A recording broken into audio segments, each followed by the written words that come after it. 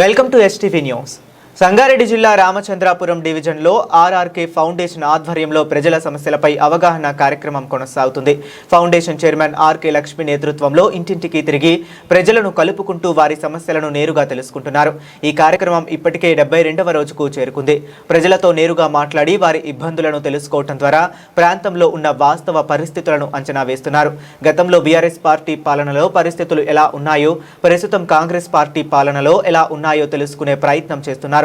ఈ సందర్భంగా ఆర్కే లక్ష్మి మాట్లాడుతూ అనేక కుటుంబాలు ఇళ్ల సమస్యతో ఇబ్బందులు పడుతున్నాయని, అలాగే మంచినీరు, డ్రైనేజ్ వ్యవస్థ, రోడ్లు వంటి మౌలిక వసతుల లోపం వల్ల ప్రజలు తీవ్ర కష్టాలు ఎదుర్కొంటున్నారని తెలిపారు. ఈ అంశాలు తమ సర్వే ద్వారా స్పష్టమయ్యాయని చెప్పారు.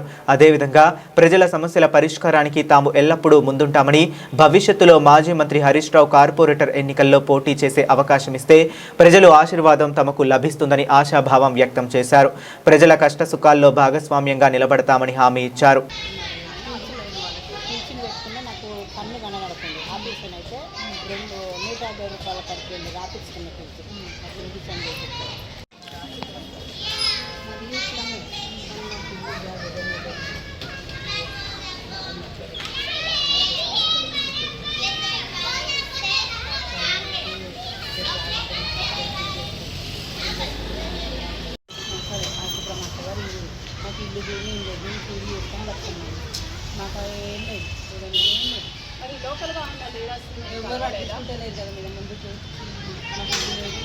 ఎలక్షన్స్ టైంలో వాళ్ళు వచ్చినప్పుడు ఓట్లు వేస్తున్నారు కదా, మీరు మధ్యలో వచ్చి వస్తున్నారా?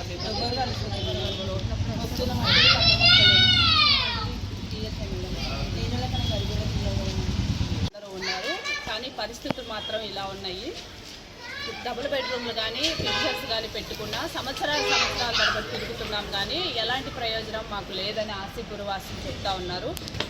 ఎవరిని కలిసినా కూడా మేము రేపు మాపు అనే మాటే కానీ ముందుకు వెళ్ళట్లేదని ప్రజలు చెప్తున్నారు. ఏంటమ్మా, ఏంటి ఎన్ని సంవత్సరాల నుంచి ఉంటున్నారు? ఇక్కడనే పెరిగింది, ఇక్కడనే పెళ్ళి, ఇక్కడనే ఈ లైన్కే అని చెప్తారు. ఏం చేస్తుంటారు?